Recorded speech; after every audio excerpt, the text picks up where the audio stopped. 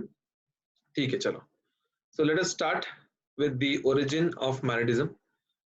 Now we all know how this whole magnetism thing is originated or created inside the atom. कैसे होता है? There is a nucleus at the center, and वो nucleus के around में continuously ये particularly एक electron घूमते रहता है. एक या बहुत सारे ऑर्बिट में अलग अलग इलेक्ट्रॉन्स घूमते रहते हैं.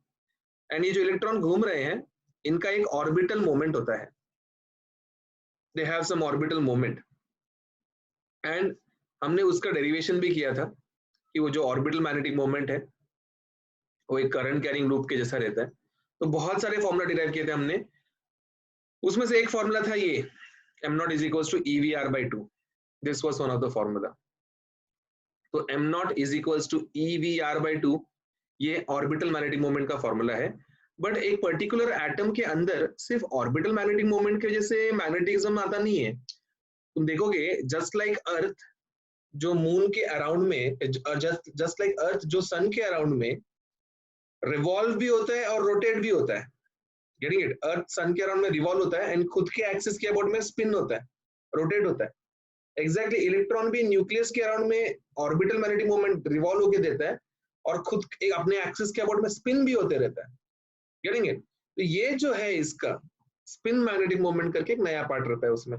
तो टोटल मैग्नेटिज्म जो जुड़ता है एक पर्टिकुलर इलेक्ट्रॉन के अंदर वो रहता है उसका स्पिन मोमेंट प्लस उसका ऑर्बिटल मोमेंट का एडिशन. तो ये एक सिंगल इलेक्ट्रॉन का हो गया. ऐसे हर एटम के अंदर अलग अलग मात्रा में इलेक्ट्रॉन मौजूद है. हर एटम के अंदर अलग अलग लेवल पे इलेक्ट्रॉन का बोलते हैं ना क्वांटिटीज है. तो जितने भी इलेक्ट्रॉन्स है उन सभी इलेक्ट्रॉन्स का जब हम समेशन करेंगे तो summation of all those electrons का moment would be nothing but equals to the moment of the whole atom. Getting it? तो m atom would be always nothing but equals to summation of moment of all the individual electrons which are there in that particular orbit. And इस दुनिया में कुछ ऐसे materials हैं जिन materials का orbital magnetic moment plus spin magnetic moment करने के बाद जो एडिशन आता है दैट इज m एटम जो है उन मटेरियल्स का जीरो होता है. एंड ऐसे मटेरियल्स को हम कहते हैं डायामैग्नेटिक. जिन मटेरियल्स का जीरो नहीं होता उन मटेरियल्स को हम पैरामैग्नेटिक मटेरियल्स या फिर फेरोमैग्नेटिक मटेरियल्स करके कहते हैं. तो m एटम इज क्लियर. जिनका एटम एटॉमिक मोमेंट जीरो रहेगा उनको हम क्या बोलेंगे? डायामैग्नेटिक. और जिनका एटॉमिक मोमेंट जीरो नहीं रहेगा उनको हम बोलेंगे कि वो पैरामैग्नेटिक सब्सटेंस है. ये याद रखना.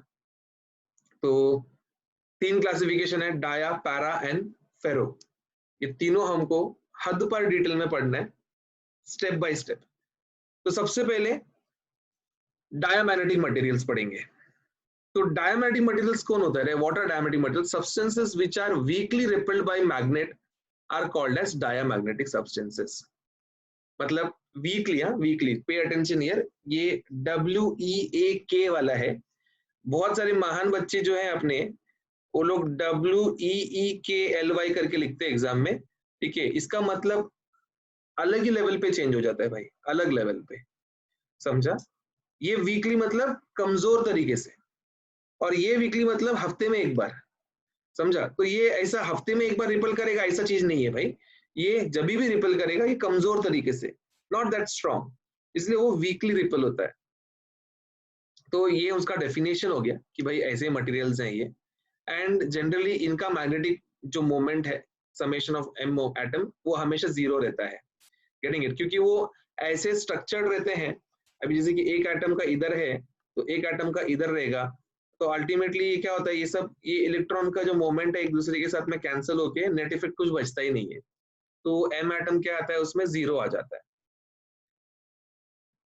तो एक्सटर्नल मैग्नेटिक फील्ड वगैरह जब भी आएगा तो मैं आपको बताता हूँ कि ये कैसे बिहेव करेंगे. ये टॉपिक हम लोग डिस्कस करेंगे अभी पॉइंट्स में. तो बेसिकली एग्जाम में आपको ये सब चीज जब आएगा तो आपको पूरा इसको समराइज करने से बेटर, ये सब चीजें समराइज करने से बेटर आप प्रॉपर्टीज फॉर्मेट में लिखो उसको. Getting it? 3 मार्क के लिए एग्जाम में आता है आपके. तो 3 मार्क के लिए वो प्रॉपर्टीज फॉर्मेट में लिखो, वो ज्यादा बेटर रहेगा पॉइंट बाय पॉइंट. तो सबसे पहला वाला पॉइंट वो लिख देने का उसमें कि substances which are weakly repelled by magnetic field is nothing but known as diamagnetic. Then उसके बाद सॉलिड्स के बारे में बात करना है, फिर सॉलिड्स के बाद में आपको लिक्विड्स के बारे में बात करना है, लिक्विड्स के बाद में आपको गैसेस के बारे में बात करना है, फिर गैसेस का होने के बाद आपको एग्जाम्पल्स देने हैं, एग्जाम्पल देके होने के बाद में आपको उनको क्लियरली बताना है कि परमेबिलिटी का क्या वैल्यू है एंड ससेप्टिबिलिटी का क्या वैल्यू है, इतना आपको कंक्लूड करना है। एंड एक पॉइंट एक्स्ट्रा हमेशा आपको बताना है कि ये जो मटेरियल है ये एब्सेंस ऑफ मैग्नेटिक फील्ड में कैसा बिहेव करते हैं, प्रेजेंस ऑफ मैग्नेटिक फील्ड में कैसा बिहेव करते हैं, and removal of that particular field में से कैसा बिहेव करते हैं। मतलब जब फील्ड नहीं था तभी कैसा बिहेव कर रहे थे, फिर फील्ड में रखने के बाद कैसे बिहेव कर रहे थे, और फिर वापस से फील्ड बंद करने के बाद कैसे बिहेव कर रहे थे। ये 3 पॉइंट्स भी आपको सजेस्ट करना है, और यही फॉर्मेट में आपको डायमैग्नेटिक मटेरियल बाहर करना है, पैरामैग्नेटिक बाहर करना है एंड फेरो बाहर करना है। आपको ये तीनों आपको यही फैशन में बाहर करना है। तो let us start with the solids first. तो सबसे पहले हमने ऐसे थिन रॉड लिया एंड वो थिन रॉड को हमने ऐसा फ्रीली सस्पेंड किया एक्सटर्नल यूनिफॉर्म मैग्नेटिक फील्ड में। So we have taken a thin rod of a diamagnetic material and we have freely suspended that in external uniform magnetic field. And you can see the moment I have suspended it, it comes to rest slowly. It aligns itself slowly in a direction where its length is perpendicular to the magnetic field. वो अपने आप को धीरे से ऐसे turn out कर लेता है कि भाई वो हॉरिजॉन्टल से परपेंडिकुलर हो जाता है, and it is, you can see it's perfectly perpendicular to the magnetic field right now. और ऐसे ही एक थिन रॉड के बजाय ऐसे एक छोटा सा मैग्नेटिक मटेरियल ले लिया मैंने, डायमैग्नेटिक मटेरियल, एंड उस डायमैग्नेटिक मटेरियल को मैंने उठा के रखा एक नॉन यूनिफॉर्म फील्ड में। तो व्हाट आई सी, अभी देखो ये नॉन यूनिफॉर्म कैसे देख के समझ में आता है डायग्राम से। यहाँ पे देखो, यहाँ पे बहुत कॉन्सेंट्रेटेड है लाइंस ऑफ फोर्सेस, तो ये स्ट्रॉन्ग पार्ट रहेगा। यहाँ पे देखो ये सेपरेटेड है तो ये वीक पार्ट रहेगा। तो जहां पे कॉन्सेंट्रेटेड है वो स्ट्रॉन्गर पार्ट कहेंगे, और जहां पे वो स्कैटर्ड है उसको वीक पार्ट बोलेंगे। तो जैसे ही हमने डायमैग्नेटिक मटेरियल को रखा, what do we see, it tends to move slowly from stronger part of the field to the weaker part of the field. Slowly होता है, ऐसे एकदम फटाक से नहीं, क्योंकि ये वीकली रिपल होता है ना, तो एकदम धीरे से जाता है। तो ये बात हमने सॉलिड का किया, यहाँ पे सॉलिड का 2 पॉइंट कवर हो गया। अभी उसका फील्ड का बात करते कि फील्ड में कैसा बिहेव करता है। रहा बात फील्ड का, तो in absence of external field net magnetic moment तो 0 है। मतलब जब एब्सेंट होता है तो एब्सेंट होता है भाई, तभी तो कुछ होता ही नहीं है पिक्चर में। अभी एब्सेंट होने के अलावा जब प्रेजेंस होगा, तो प्रेजेंस में डायमैग्नेटिक क्या होता है, तो they align themselves in a direction opposite. अभी जैसे कि पहले ये ऐसे रैंडमली थे, ये एक एटम ऐसा था, एक एटम ऐसा था, एक एटम ऐसा था, एक एटम ऐसा था, ठीक है। ऐसे ऐसे अलग ही डायरेक्शन में ये सभी एटम्स का ओरिएंटेशन था, जो सब एक दूसरे को कैंसिल करके ले रहे थे, ठीक है। दे वर कैंसलिंग ईच अदर। अभी जैसे मैंने फील्ड चालू कर दिया, the moment I activate field, the moment मैंने फील्ड चालू किया, तो क्या होएगा, ये जो 4 एटम थे ऐसे, इन चारों का जो अभी डायरेक्शन रहेगा नया वाला, फील्ड चालू करने की वजह से इनके अंदर जो चेंजेस आएंगे, इनका डायरेक्शन ऑपोजिट अलाइन हो जाएगा फील्ड के डायरेक्शन को। They would align themselves in a direction opposite to the direction of field. अब इससे क्या होएगा मालूम है, ये अपोजिट अलाइन हो गया। अभी अपोजिट मतलब ये मैग्नेटिक फील्ड, ये मैग्नेटिक फील्ड है बी बार, ये बहुत स्ट्रांग रहता है, इसको ये 4 छोटे से एटम लोग अपोज करने को देख रहा है। क्या होएगा, तुम हवा के अगेंस्ट में चल रहे हो, तुम बहुत कमजोर हो, तो क्या करेगा, हवा तुमको उड़ा देगा ना। ठीक उसी तरह से ये कमजोर मैग्नेटिक फील्ड जो ये क्रिएट करके दिखा रहे हैं उस बी बार को, बी बार उनको अपोज कर देगा और उस चक्कर में ये पीछे चले जाएंगे। And that is the only reason they are weakly repelled. Actually, they are thrown out weakly. समझा? तो ये होता है उसके प्रेजेंस में। और जैसे ही वो मैग्नेटिक फील्ड आप रिमूव कर दोगे, the moment you switch off that particular magnetic field, external field जैसे आपने बंद किया, the diamagnetic substance they lose their magnetism. Getting it? They literally lose their magnetism, and that's how the whole situation is. समझा? ये पहला 3 point समझ में आया सबको? तो सॉलिड्स के बारे में बात हो गया, अभी लिक्विड्स के बारे में बात करते हैं। तो लिक्विड के लिए हमने क्या किया, हमने वो लिक्विड को वॉच ग्लास में लिया। अरे we took that liquid into watch glass. Watch glass होता है, वॉच का ग्लास का जो ऊपर का कर्व सरफेस होता है, वो ग्लास लिया, उस पर हमने ऐसे डायमैग्नेटिक लिक्विड भरा, कोई भी ऐसा डायमैग्नेटिक मटेरियल का लिक्विड फॉर्मेट हमने उसमें ले लिया, एंड उसको हमने ऐसा 2 डिसिमिलर पोल्स के बीच में रखा। तो व्हाट डू वी ऑब्जर्व कि जैसे ही वो लिक्विड मैंने भरा और उसको मैंने डिसिमिलर पोल के बीच में रखा, तो you can see there is depression in the middle just because north pole and south pole के यहाँ पे रिपल्शन हो रहा है, रिपल्शन की वजह से दोनों साइड से वो जो लिक्विड से साइड से बाहर रिपल हो गए और बीच में डेंट फॉर्म हो जाता है, जिसको हम बोलते हैं कि there is depression in the middle. Okay, then वो अभी लिक्विड को अभी मैंने वॉच ग्लास से निकाला और यूट्यूब मैनोमीटर में भरा उसी लिक्विड को। तो यूट्यूब मैनोमीटर में जब मैंने सेम लेवल पे भरा एंड कोई तो एक आर्म में मैंने ऐसा मैग्नेटिक पोल्स को लेके जाके रखा। तो जैसे मैंने मैग्नेटिक पोल्स को वहां पे लेके जाके रखा, व्हाट डू आई सी, जिस आर्म में मैंने वो पोल्स को रखा उस आर्म में लिक्विड लेवल नीचे हो जाता है, there is lowering of liquid level in that particular arm. तो ये भी वही रिपल्शन की वजह से ही हो रहा है, क्योंकि वो मैग्नेटिक पोल्स उसको रिपल के करके नीचे गया और इधर का नीचे गया तो वो बाजू वाला ऊपर चला जाता है। U tube manometer you see man. तो this is the liquids behaviour. फिर हम गैसेस के बारे में बात करेंगे बोले, तो गैसेस का बात करेंगे तो आपको दिखेगा गैसेस को जैसे ही हमने मैग्नेटिक पोल्स के बीच में रखा, अभी मैग्नेटिक फील्ड का डायरेक्शन ऐसे है, दिस इज मैग्नेटिक फील्ड का direction, this is the direction in which magnetic field is coming. But जो गैसेस थे ना हमारे, those gases they spread at right angles to this particular part। जैसे thin rod perpendicular align करके लिया था अपने आप को, वैसे गैसेस भी 90 डिग्री पे निकल जाते खुद ही। तो याद रखो ये पॉइंट गैसेस का, that they spread at right angles. Then अभी कुछ एग्जांपल्स हो गया, लिक्विड सॉलिड लिक्विड गैस हो गया, अभी कुछ एग्जांपल्स। तो ये इसके कुछ एग्जांपल्स है यहाँ पे, silver, lead, silicon, sodium chloride, bismuth, copper, antimony, gold, mercury, water, air, hydrogen etcetera. तो कम से कम 4-5 बाइट होना चाहिए, क्योंकि एमसीक्यू आता है इसके ऊपर। 5-6 मटेरियल्स दिए रहते हैं अलग अलग, और आपको बोलते हैं पहचानो इसमें से डायमैग्नेटिक कौन है, पैरामैग्नेटिक कौन है, फेरोमैग्नेटिक कौन है, ऐसा कुछ भी पूछ सकते हैं आपको। तो आपको वो आना चाहिए ना, उसके लिए आप आपका फेवरेट याद रखोगे और कुछ दूसरा ही पूछ लिया तो फिर आपको आइडिया भी होना चाहिए कि क्या है वो।